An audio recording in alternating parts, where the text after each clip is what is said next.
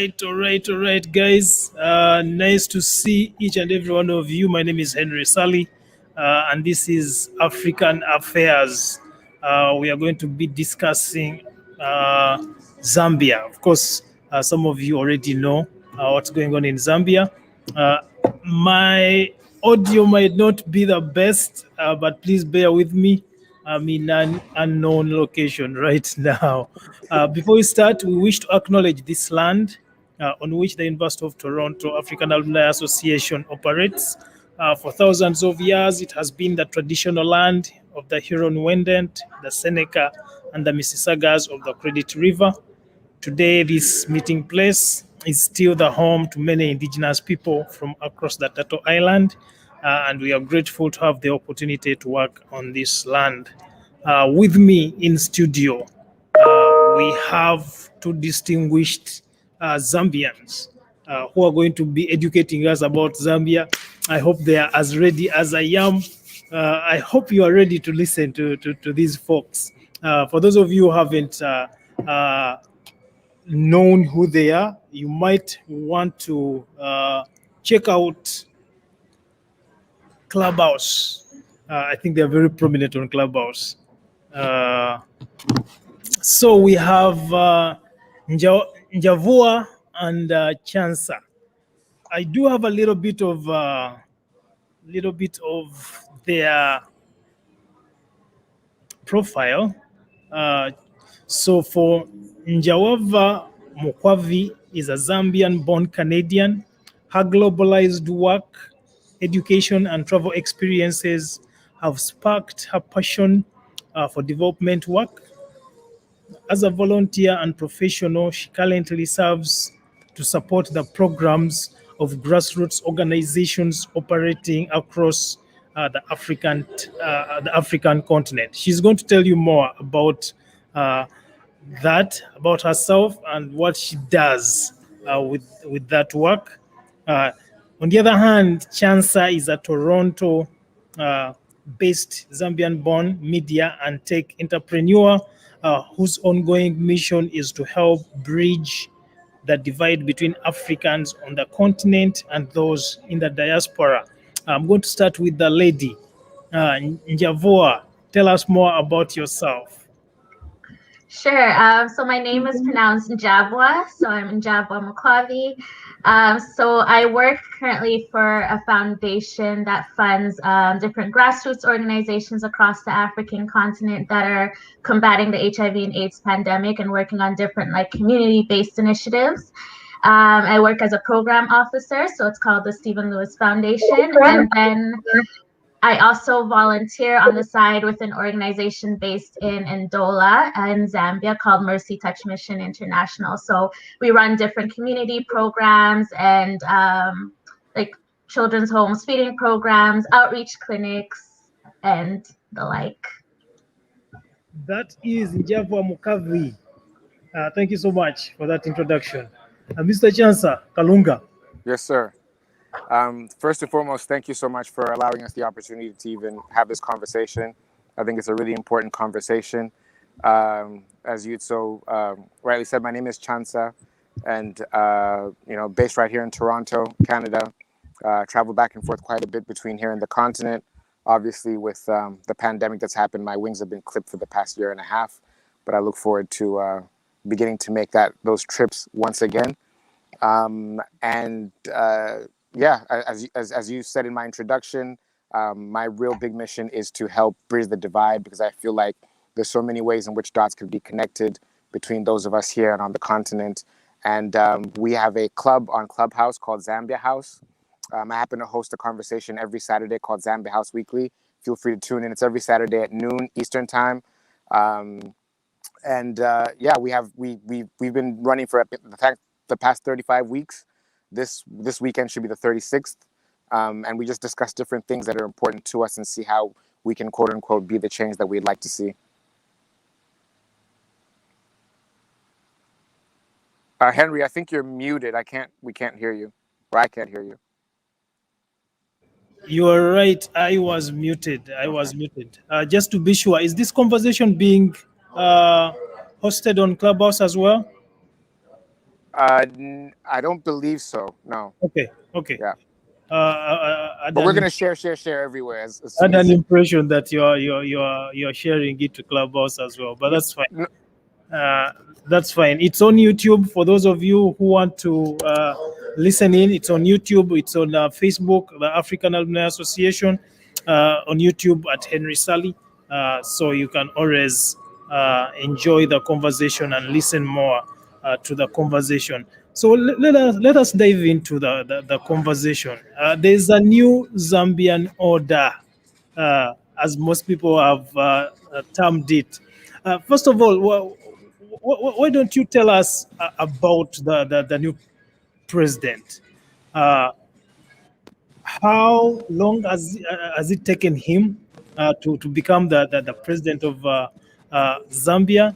What do you know about him? What inspires, what encourages you to follow him? And does he give you hope as young Zambians? I can start. Whoever wants to start can start. Actually, I'm not going to discourage this conversation. Who wants to start? I could jump in. I just like to say that he has been. I think first and foremost, he is an example to everybody. You know, I like to say, if at first you don't succeed, dust yourself off and try again. If that was a person, that would be him. I think he's the embodiment of perseverance. And as far as giving hope, if you had a chance to witness sort of what was going on in Zambia just post-elections, the whole nation was jubilant. I think there's a general sense that there's, you know, hope that order will be restored. And so I'm definitely cautiously optimistic that this is a real watershed moment for the country. Consciously optimistic. I like that phrasing of what. Why consciously? Because we've seen this movie before. Right. You know, yeah. I'll leave it at that. How about you, Njavwa? Definitely feeling a lot more hopeful. I think it's very timely. I think a lot of Zambians were starting to lose hope, and so I'm also cautiously optimistic, but I'm still looking forward to see what the future has in store. I personally was not following the elections throughout. I'm a bit guilty of not being fully involved. I just it gets disappointing sometimes, so I don't fully follow it, but it just encouraged me and challenged me to really follow politics more, especially Zambian politics, and that votes really do make a difference, especially the youth vote. So that was really encouraging to see. Especially the youth vote. Yeah. Chansa talked about having seen this movie before. We have seen this movie before. I want to refer you back to Gambia and what Gambia. Gambia. Yeah. Sorry, I want to refer you to Gambia because okay. This movie before. So I'm trying to connect other African cases of the same movie or other parts of the same movie. When you look at what happened in Gambia, are you afraid that similar events might happen in Zambia?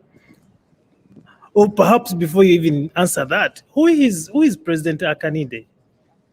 I'm not sure if I'm pronouncing his name right, actually. Who is President Hakainde Hichilema? Hakainde. You're going to learn today. Hakainde. You know what's funny? The funny thing is that there are so many similar words in the Zambia that we speak in Uganda, in Kampala. So many words that are very similar, but like I'm puzzled as to why I'm being challenged by the names. I should be able to pronounce them easily. Come on, Henry, you can do it. I can believe in you. Who is President Hakainde?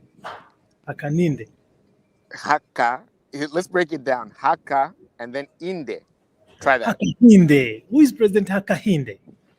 Okay. Is that about right? About right, except you added an extra H. Hakainde. So Hakainde. Oh, okay. There you go. Who is President Hakainde? I mean, his his bio is pretty out there. He comes from a business background, a Right. finance background, but then he also got involved in large scale farming, cattle to be specific. Right. He comes into office with quite a bit of personal wealth, allegedly, right?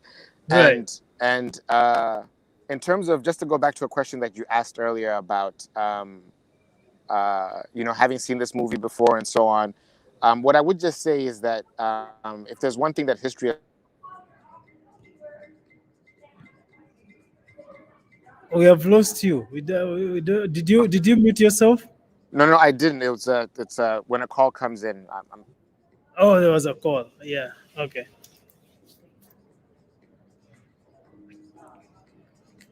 Okay. Yeah. So we don't hear you.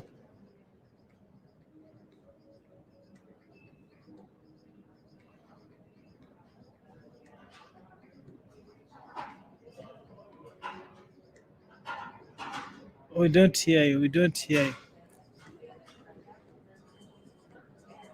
Okay. So we have lost Chansa. We have lost Chansa. He'll probably log back in. Yeah, he's gonna Maybe. work in. But why don't you take on where he left on? Where he left on? I'm not even sure where exactly he left. Oh, there he is. Okay, so before I was so rudely interrupted by technology, what I was going to say is that if there's one thing that history has taught us, it's that absolute power corrupts absolutely, right?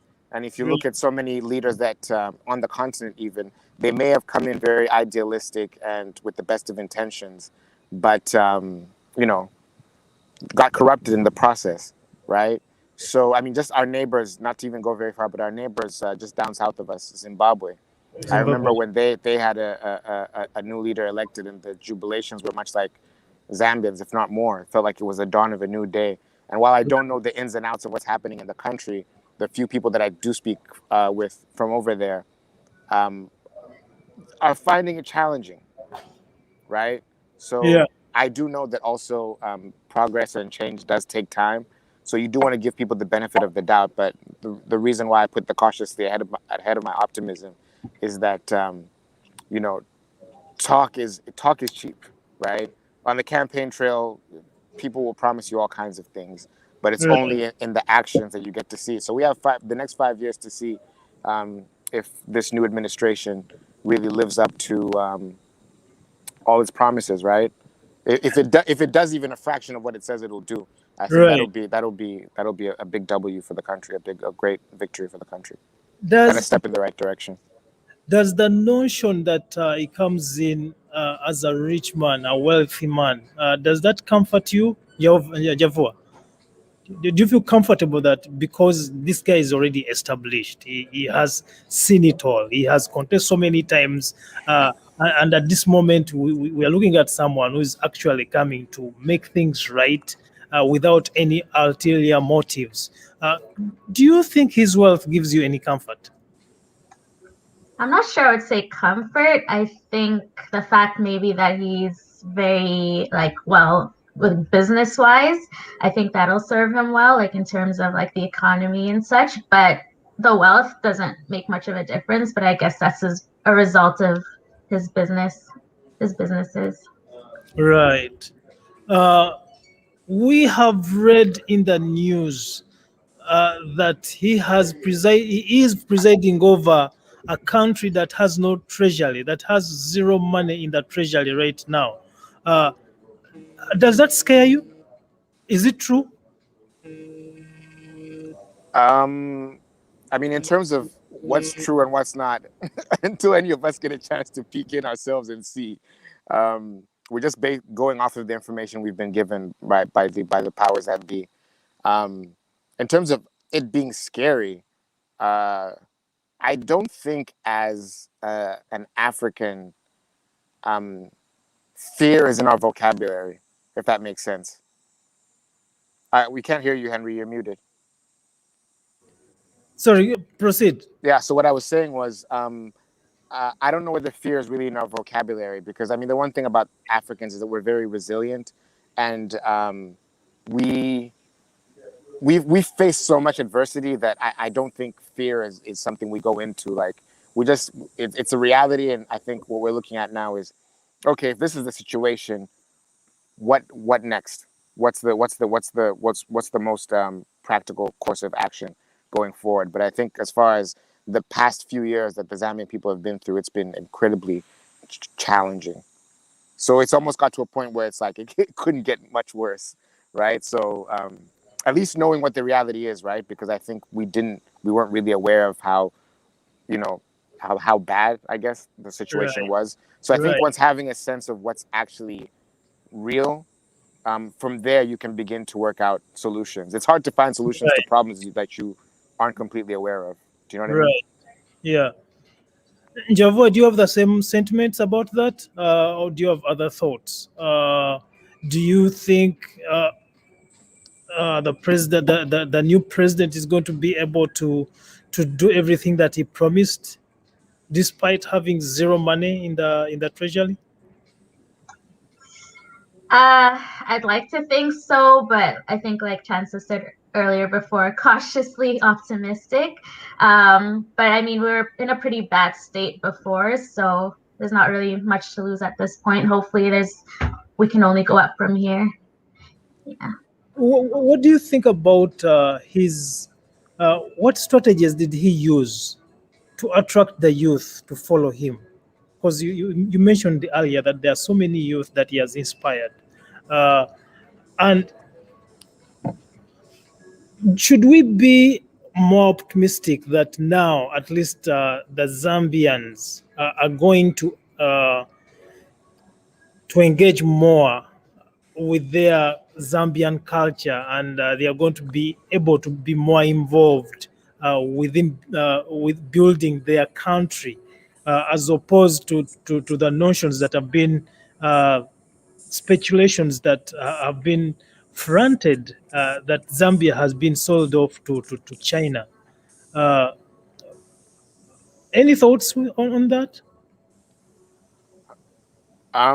Well, first of all, Henry, I'm going to begin by saying that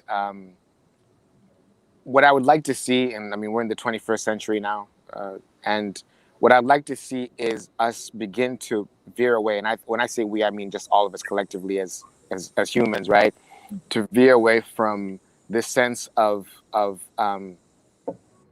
like hero worship.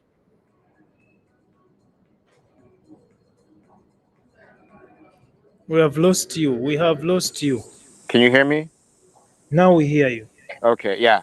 So what I was saying is that if we can begin to veer away from this hero worship, right? I don't think one individual is going to make.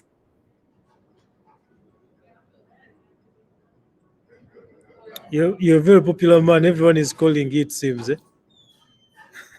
We don't hear you. We don't hear you. You're muted. No, we don't hear you.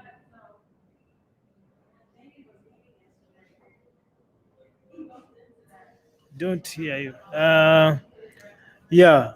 Njavwa, any thoughts as we wait for Chansa? I think it's gonna come back to reset his.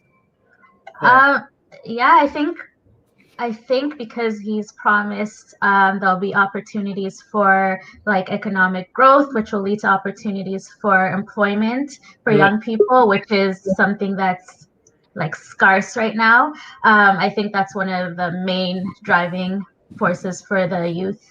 Right. So, yeah. Welcome back, Chansa. Welcome Thank back. Thank you. I apologize. You should have blocked off that hour. Yeah, you're absolutely right. I corrected the situation now. What I was saying is that I think if we can all begin to no longer look at politicians or elected officials as the solution or as the answer, I think the answer lies within us. So what I was trying to say is that if we can begin to veer away from this sense of hero worship, right, this idolatry almost of leaders, because that they're not going to make the change. And I think if there's anything that I took away from this election, it's that the people spoke, and the whole purpose of politicians is they're civil servants. They're there to serve the people. But I feel like unfortunately, most of the time, that isn't that's not the case, right? So in as much as we want to be able to equip them with the tools to better serve us, I think what we need to realize is that the power is in the people. And to ask something else that you said about how you think the president won this election, I think what people also need to understand is that we live in like the days of offline and online, those lines no longer blur. It's just one world, right? There was a lot of talk online about, oh, he's just popular on social media, but on the ground, quote unquote, he's not popular, which is like what people didn't realize, I think, or his political opponents, is that social media is on the ground today, right? And I think you need to meet people. Need to meet people where they are. And this thing of thinking that people aren't, savvy enough. You go into the most rural communities. People are on Facebook, right? They're on all these social platforms. Information is disseminated instantly. Unfortunately, also misinformation is disseminated almost instantly. But yeah, I think it would any political aspirant today needs to really embrace technology, needs to embrace the digital world and understand that the digital world and the physical world are now one. There's no real distinction between the two. You can't do something offline and then not expect it to have repercussions online, or vice versa. Right. Yeah. He has promised, at least from what we read in the news, he has promised to produce or to offer a Zambia that is completely debt-free. How optimistic are you that the current president will deliver a Zambia that is debt-free? Njavwa? 5 years is very ambitious. I don't know about debt free, but maybe just at like in a better state, I would say. Yeah. How about you? Again, going back to what I was saying earlier about promising the sun, moon, and the stars, right? Like politicians worldwide are known for that. And I think right now we're still in the honeymoon phase. Reality will soon sink in. And I feel like, while goals are great, realistically speaking, everyone's gonna have to roll their sleeves up. And we're in for quite a bit of a bumpy ride, especially that they've just said that the coffers are damn near empty.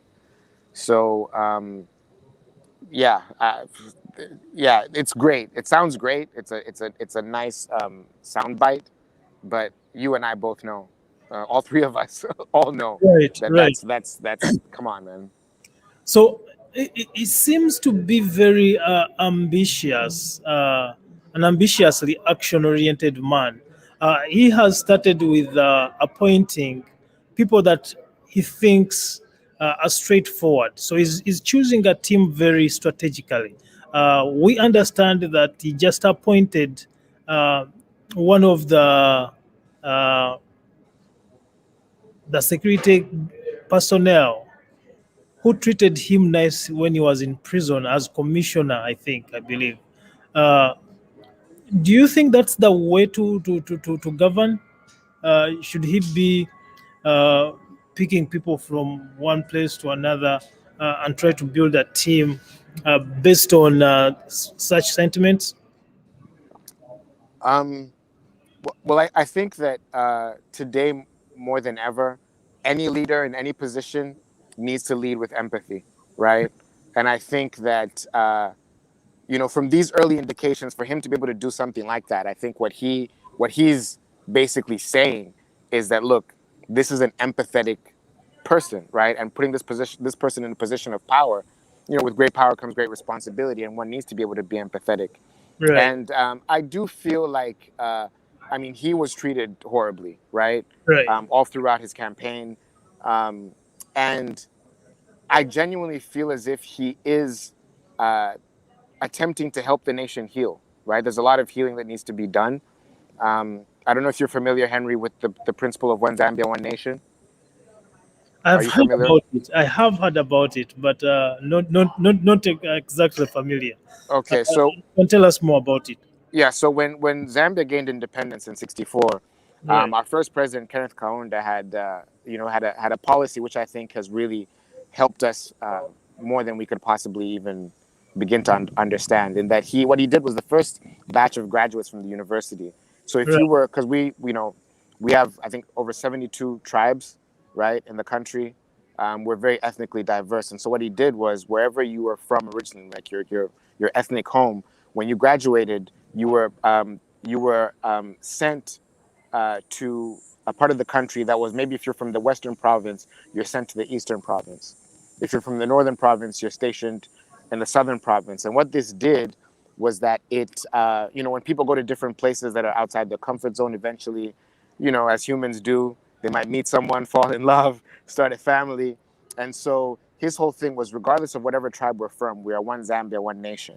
And so by doing that, we're in a position today where the average Zambian has so many different ethnic groups within their family tree Right.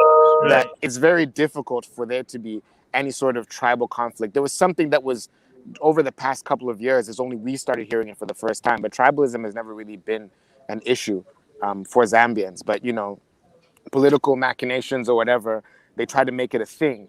And it's very difficult because it's like, if someone says, oh, that tribe, it's like, well, wait a minute. My grandmother on my father's side is that tribe. And then it's like, oh, wait a minute. So I think that has really served us well. And I think even just going forward, it's very, very difficult to sow the seeds of division in a nation that's so, I guess, interwoven. Right. Yeah. That's actually a very good thing for Zambia if it's well implemented and if it actually works for you. In the case of Uganda, it's not necessarily the same thing. We also saw similar sentiments, tribal sentiments in Kenya's uh, previous elections. Mhm. So if if if Zambia is able to create a multi uh, tribal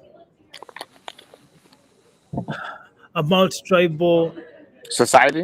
connection, like Oh. society connection, Like blended, like a blended. blended, yeah, Yeah. blended, that doesn't come along with the tribal sentiments that are characterized within different African countries. I think that will be a win, not just for Zambia, but for the entire Africa and perhaps the world over. Uh, but what are your hopes into the new Zambian order? What do you look forward to? What do you hope happens within the next 5 years that is going to be an addition uh, to the progress of Zambia? I hope to see change not only in the urban areas, but also in the rural areas. I think that there remains such a disparity between the two, especially working in development work. Many times we might say, like, yes, the youth are empowered, but were the youth empowered everywhere, or were the youth only empowered in certain parts of Zambia? So I think that there's a lot of disparities that I would like to see change in that area. I would like to see us take control of our own narrative Yeah. in terms of having less external involvement, like in our affairs, and yeah, just those two areas specifically, and of course like employment opportunities for youth as well. And like Chansa kind of touched on earlier, just to see like the diaspora being connected back to home and also having influence in there as well. You said earlier that you weren't really following the events until very late in the game, Yeah. and you felt bad about that. As someone who has grown up in the diaspora, what do you think the diaspora youth should do to engage more in African affairs? I think just have to be intentional about it. I mean, there's not really any excuse. There's so many resources. All you have to do is do your research. So really, if you're not, it's because you don't want to. There's not really any excuse. So yeah, just find interest, and then, I mean, at the end of the day, if you want to be connected to back home, those are the things that we have to be in touch with. So. What drives your intentionality right now? Why? How come you're more involved right now and more engaged, and someone who feels like now I need to know more about what's going on? Do you think that it's now your responsibility to engage more in the Zambian affairs so that you can also add a brick to the development or to the progress of Zambia? I mean, I've always been involved, but because I'm more involved with NGOs, so AKA non-governmental organizations, we don't work as close. I mean, we do kind of work closely to the government, but not at the same time.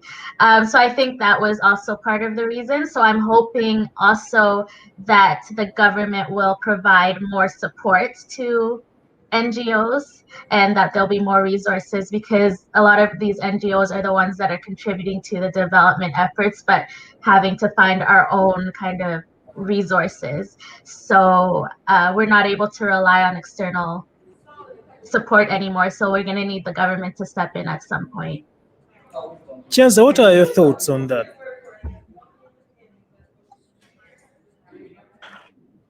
What I was, and I don't mean to put her on the spot, right? But you know, people like Njavwa, right, who I believe are doing so much to help benefit society, aren't really being given the, you know, I think what Zambia needs is really to be able to tap into the talent and the resources, and not like the human resources that we have outside the continent, right? And again, Java, not to put you on the spot, but if you could just speak a little bit on some of the things that you've been doing, and I just see how, like, with someone of your skills and capabilities, like, given the opportunity, um, and from government, what we need is facilitation more than anything, right? I don't think we want money from the Zambian government, because we've just been told that there isn't much, right? But what we just want is a spirit of facilitation, right? Of allowing us, like, let us do what we can, help us help the country, right? So in Java, I just want to speak on what you're doing a little bit more. Again, I don't mean to put you on the spot, but I just feel like it really needs to be highlighted. Sure, no problem. So basically involved in like different community development initiatives in Zambia. So especially with vulnerable, so OBCs, so orphaned and vulnerable children, women, and like youth, girls and boys that need support. So we provide skills training, feeding programs, an outreach clinic, education, and the like, counseling as well. Mainly in Ndola, and then also up north in the northern province as well sometimes. So in my time in Zambia, I did sometimes meet with like the social welfare and the government as well. I think what Chansa was saying is important, just to make kind of our work easier. I think there's a lot of different just hoops that we need to go through. Like, it's very complicated to work with the government there. So just for them to just make our lives easier, because we're really helping the society, or trying to. Right. Uh, Many people have been speculating that people of the Chinese descent have literally taken over Zambia. How true are these sentiments? And if they are true, what do you think the new president, should do to equalize or to encourage Zambians to learn more about their culture and engage more into their culture, and elevate their culture over all foreign cultures? Wow, that's a lot to unpack. But Right. I would say that there has been a large influx of foreign nationals, the majority of which are from China, right? I don't think Zambia is anti-immigration in any way, shape, or form. But what I would say is, in terms of when people do migrate to a new country, right? Whether it's people that, even here in Canada, for example, the expectation is that the people come, these foreign nationals come with the spirit of being able to add value, right? Of appreciating that culture and of respecting it, right? And I do believe that in the past several years, there have been certain instances where it felt as if Zambians were being marginalized in our own country, right? And that isn't right, right? And to an extent, I feel like the sentiment among the people was that it was because the government didn't do enough to stand up, right? So if your people are being marginalized and you as the government kind of sit by in silence, it's the equivalent of a child, if it's a household. I always think of this in terms of households, nations as households, right? If another child comes from another house to your house and starts bullying you, and your parents do nothing, right? I think it's the responsibility of the government to make sure that their people are not marginalized. That's it. This is something very, very simple and basic, and I think it's just common sense, right? But there's so many different factors, and I feel like, again, part of the resentment towards the previous administration was they may have overlooked that. I've never sat in political office. I have no idea what it's like. Maybe there's so many things coming at you that you don't get a chance to see some of the what's happening, on the ground, as they say, right? But I think and this is maybe just a lesson for this new administration is, don't find yourself in a bubble, right? Stay in touch. Find a way of always being connected to know what's on the ground, and put your people first. I don't think there's anything wrong with putting your people first. Even when you come here to Canada, there's the expectation that you will do right by Canadians. Yeah, learn the language. If you can speak at least English or French, right? Learn and respect the First Nations people. Absolutely. Canada, because they own the land, and that's something that we acknowledge in the land. That's why we do have the land acknowledgement, because we recognize that we are immigrants in this country, and therefore we should at least offer similar or even higher opportunities to the indigenous people of Canada, because they have been generous with their they have embraced us as immigrants, and like we shouldn't take over their land and marginalize them, which is what has been happening for so many times or years within within Zambia. Njavwa, do you have any thoughts on this? Do you think the government getting more involved with making consultative deliberations with the people, do you think that is going to help elevate these conversations and have these conversations in a fair manner that does not disenfranchise anyone, whether immigrants or natives? Yeah, I think that there's nothing wrong with immigrants coming in, but not at the expense of the people that are already there. So even in terms of land, we shouldn't just be selling the land off to foreigners when there's Zambians that don't even own land. It should be the Zambians that should have access to it first. So just things like that, just to prioritize the Zambians first, and then but still be inclusive at the same time. Right. So how do we move? What do you think should be President Hichilema? His last name is Hichilema. Hichilema. What do you think should be President Hichilema's priorities in the first 90 days at least?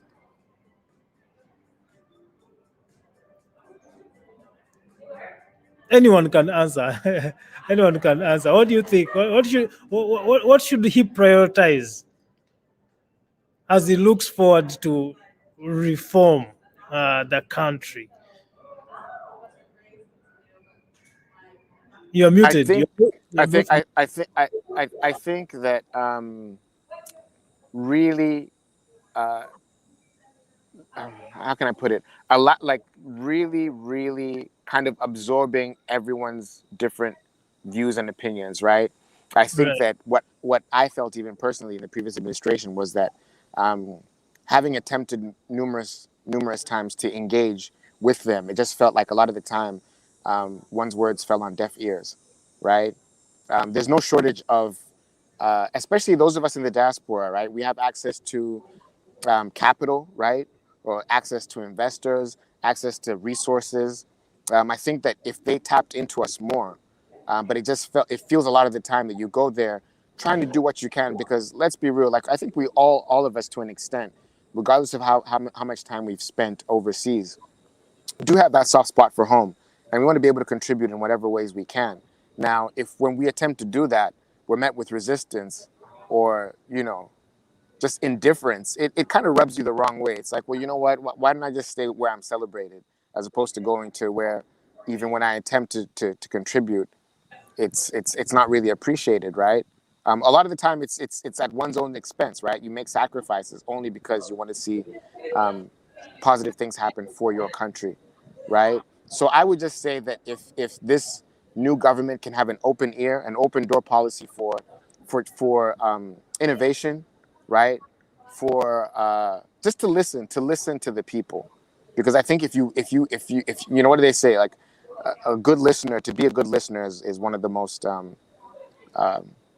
greatest character flaws, leadership you know trait. what I mean? Leadership traits, yes, that one can possess. Henry, you're a great listener. You've been doing wonderful today. But if they could just listen to the people, they would be amazed at all kind of insights, the kind of insights they would gain from listening to the people, as opposed to just talking at the people. Right. Yeah. Right. So there's something, we look at the world differently. Of course, President Hichilema. Oh my goodness, Henry. We're gonna have to get like names now. I'm mixing the names now. President Hichilema. You know what? President HH. How about that? President HH. No, but I want to be able to pronounce it. I'm African. I should be able to pronounce these names. President Hichilema, for example. President Hichilema. Hichilema. Since you're insisting, I'm going to insist on President Hichilema. Hichilema. There we go. Yeah. President Hichilema has come in with a lot of audacity and also truthfulness. He recently said that the previous government lied about the public debt. And when he said that Zambian bonds fell drastically, do you think that it's appropriate for the president to lie in order for to sustain confidence into Zambia from the other markets or market economies?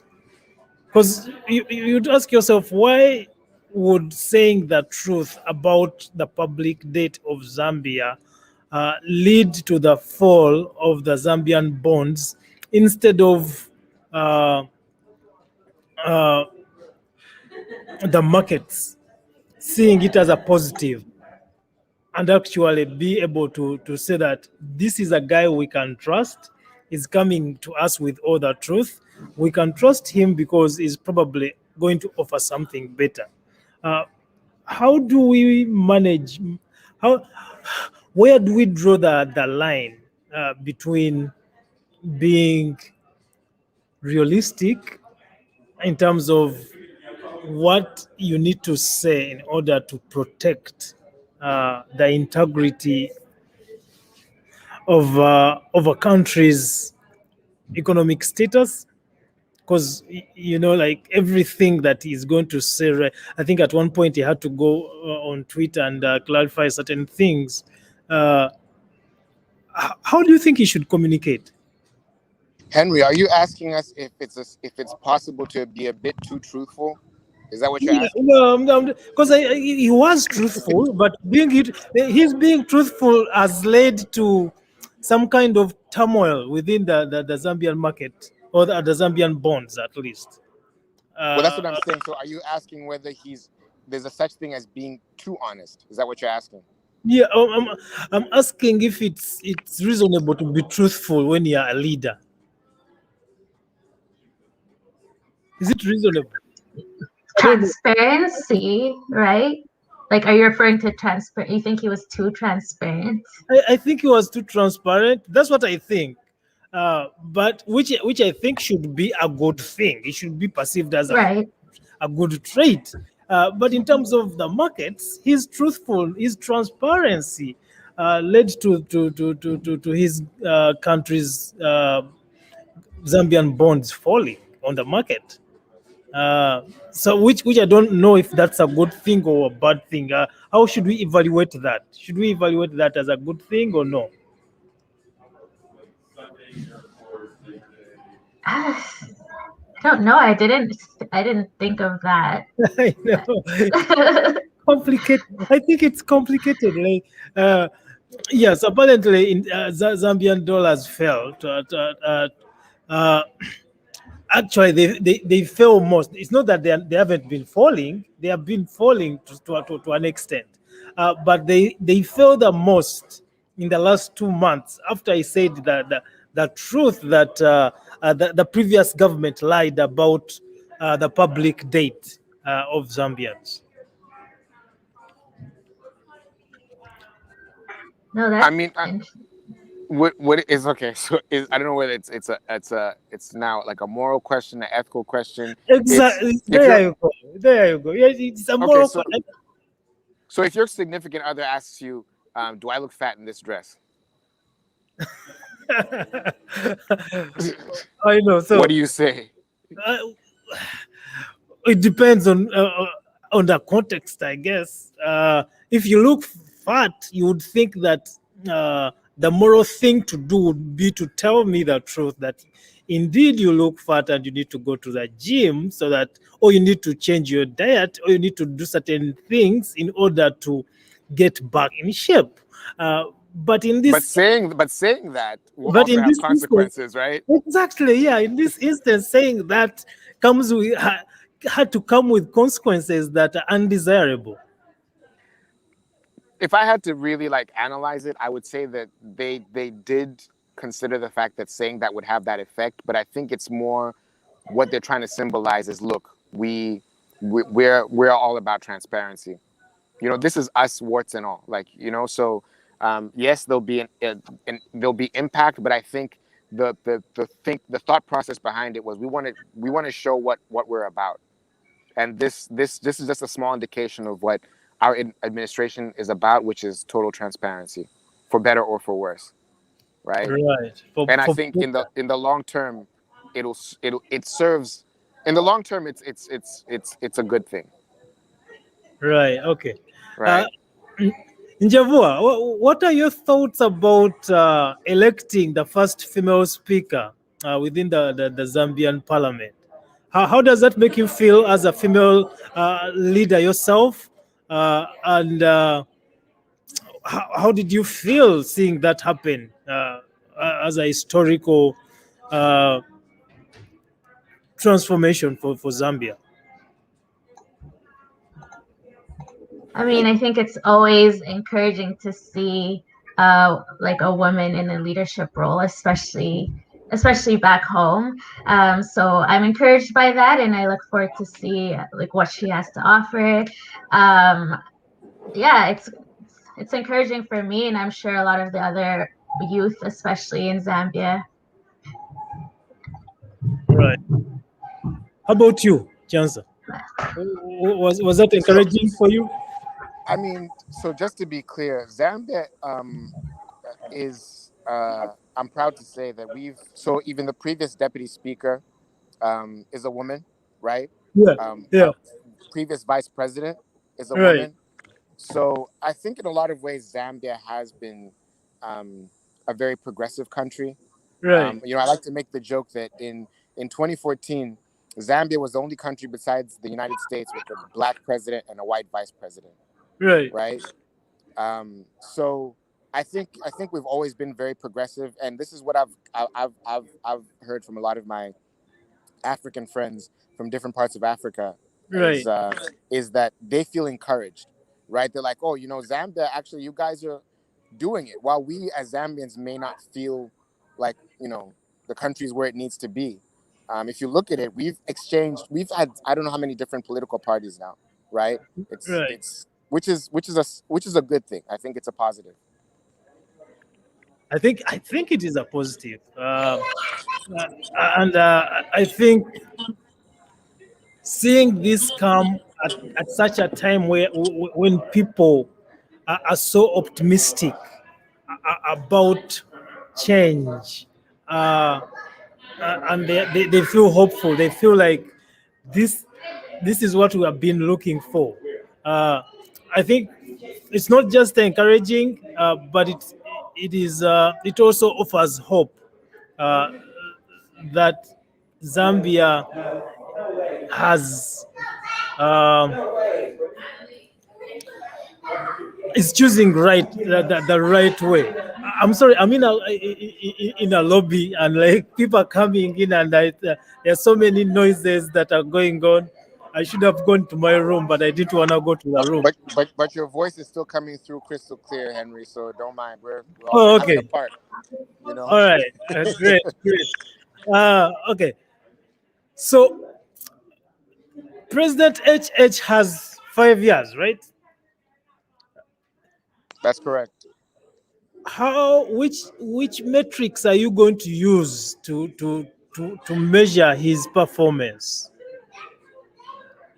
As people in the diaspora, for example, right? Because we Africans in the diaspora always advocate for change, even though within the countries within which we live right now, that change always that isn't automatic. For example, when you look at the Canadian context right now, chances are the Liberal government is going to win. Probably a majority government is going to be won. And we do not have term limits in Canada.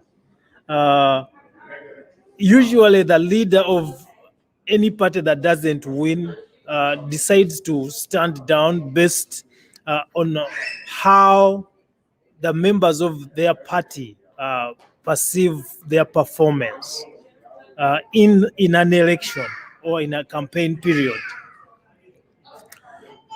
Why do you think it matters that we advocate for term limits within the African leadership context? Should we continue?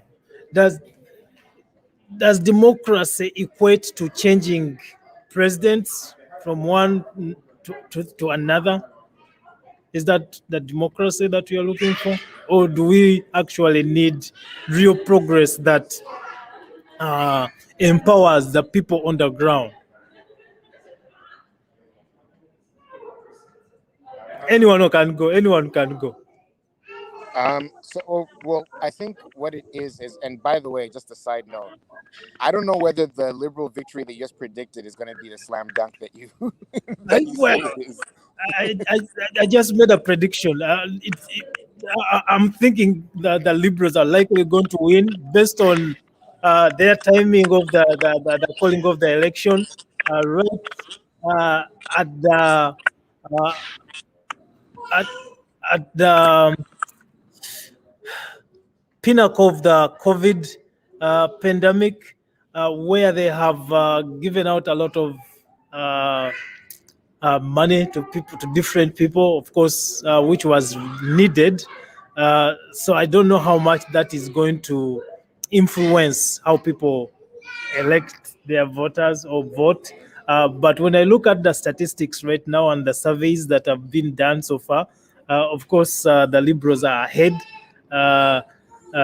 Much way ahead that there's an anticipation of a majority, a Liberal majority.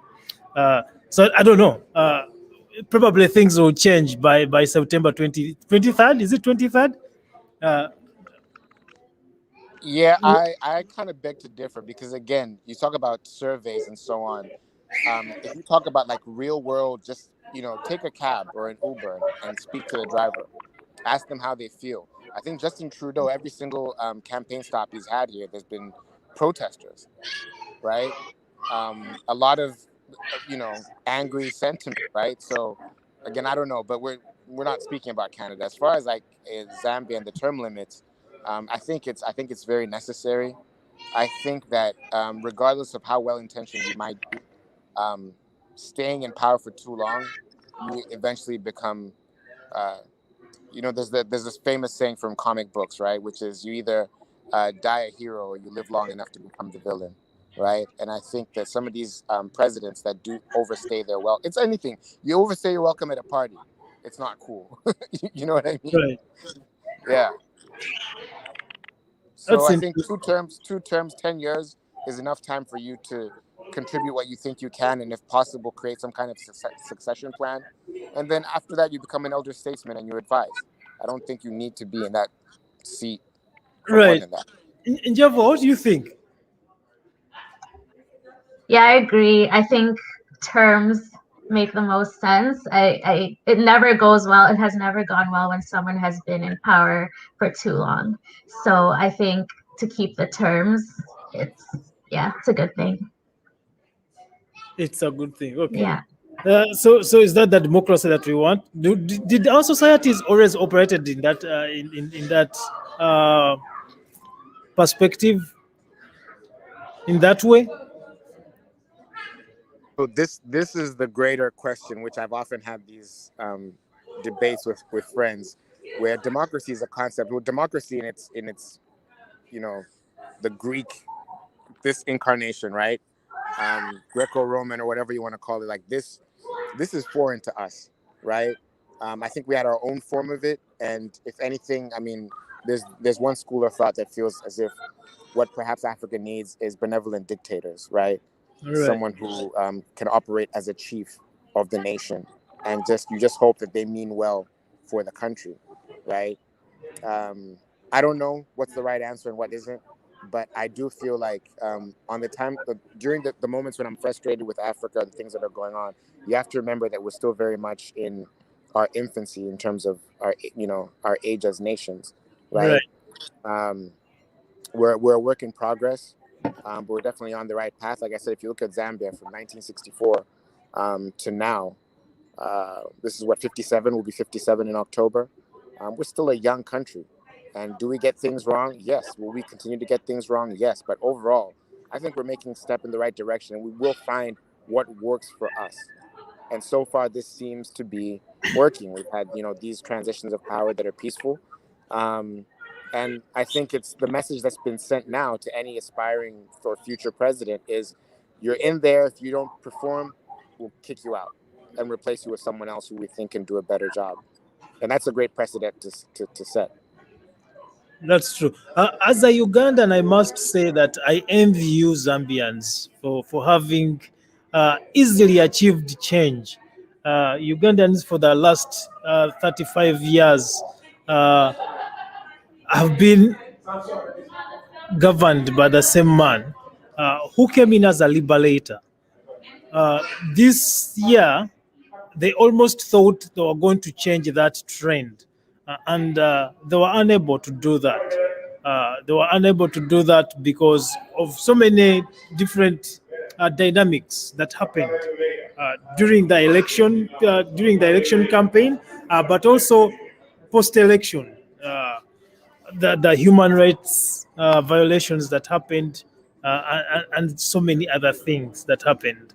Uh, I do envy you, but I'm so proud of what you guys did, and I'm very happy that you are able to achieve that kind of change within your lifetime as youth.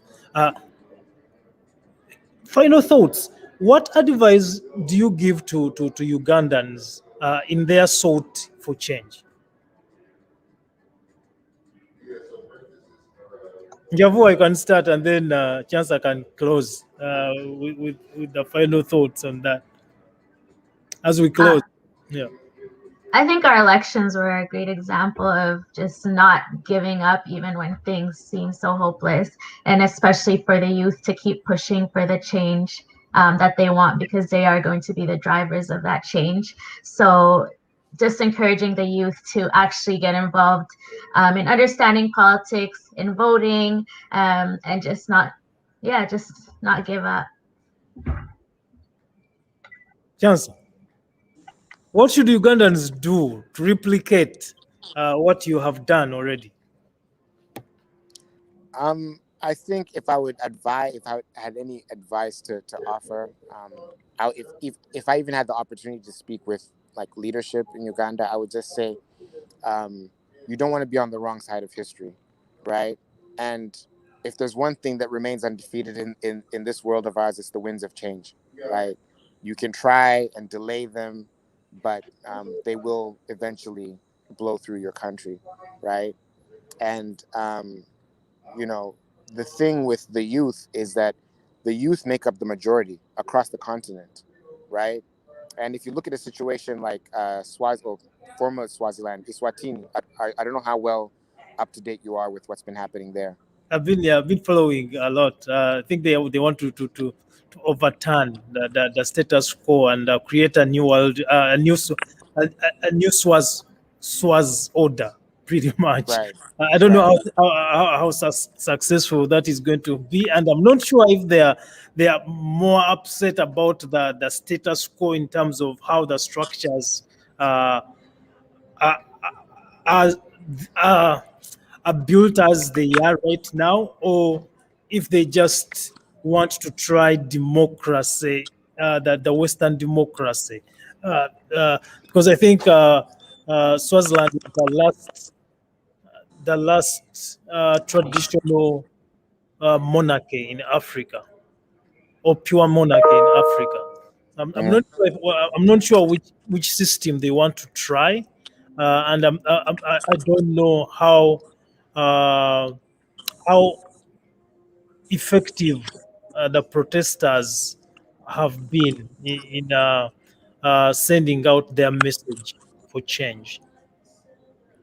Yeah, I think that look, with anything, when people feel as if they're not being heard, their needs aren't being met, no matter who you are, you do reach a breaking point, right?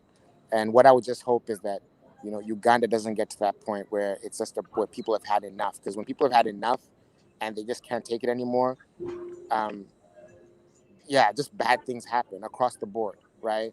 Um, and so I think that continuing to do the work, right? I think trying to meet, I really would like to see all leaders, African, across the world, all leaders just really engage, right? Engage with the people. I mean, have meaningful conversations. If you could have Ugandan elected officials on a platform such as this one speaking with you, so you can ask them the questions. Sometimes we don't even know. Like I said, I have no idea what it's like to run a ministry, let alone run a country, right? Let alone a city council, right?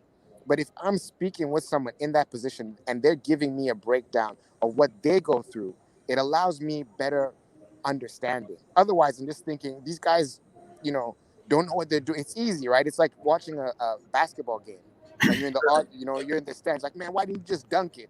It's like until you're on the court with, this guy who's 5 inches taller than you leaning on your back. Like, you don't know what, Right. right? So I think just to more civic engagement, right? I think even young people, voter apathy. I think the one thing that the Zambian youth did is they actually turned out. If you saw, there were some people in queues as early as 2 in the morning, right? They otherwise it's so easy to be like, you complain about the politicians, but if you're not actively involved in your local city council, you don't know what bylaws are being passed. Yeah, but that's the difference, and that's what I admire about the Zambian system. The Ugandan system could not allow people to line up in time. In some instances, they did not provide the voting boxes, the ballot boxes in time. So they deliberately delayed uh, to bring those services in areas where they thought they did not have support. So while youth would have woken up early as 4 a.m. to line up and cast their votes, they weren't given that opportunity. So I am completely puzzled as to how the leadership, even the losing leadership in Zambia, was able to offer a fair playing ground uh, to enable such an outcome, and eventually actually accept that, you know what, you have beaten me, therefore you're going to replace me as the leader of this country. What kind of food do you eat? We need to start eating the same kind of food in Uganda so that we can have similar things happen to us. What should we do? Njavwa, what do you think? Because I'm also, I'm trying to figure out a good way to answer that question.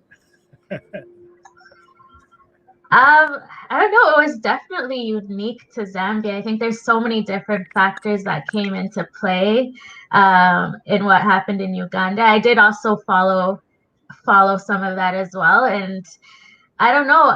A lot of people were expecting similar things would happen in Zambia. I think some of us were nervous that some of the votes would get suppressed or corruption, et cetera, but somehow that wasn't the case, and I'm pleasantly puzzled about that. I have no idea why.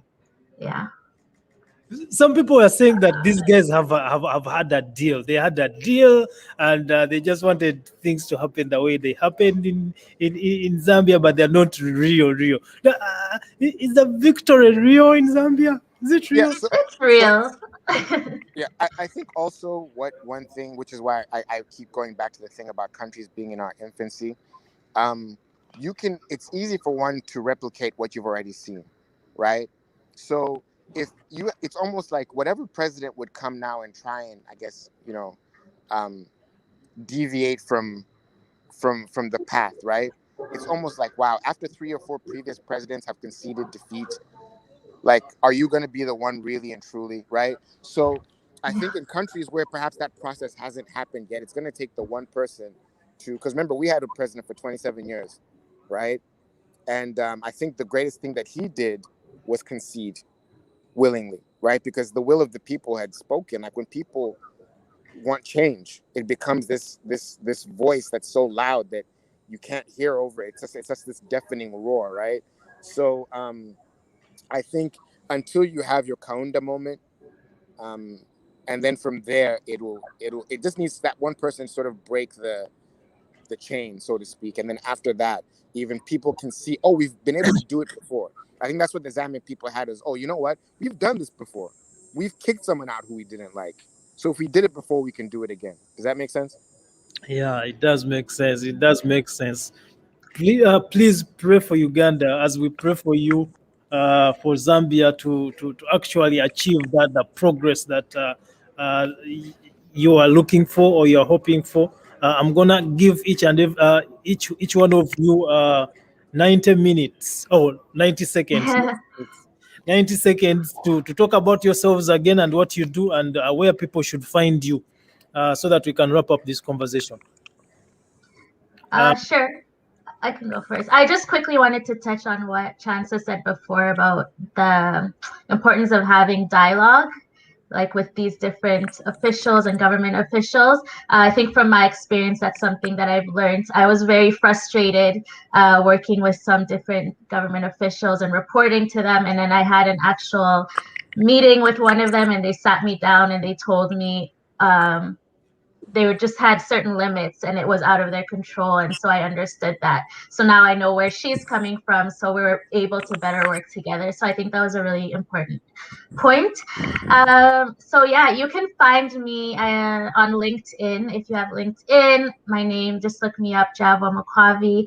And the organization I'm involved in Zambia is called Mercy Touch Mission International. So you can find that on all platforms at Mercy Touch Mission.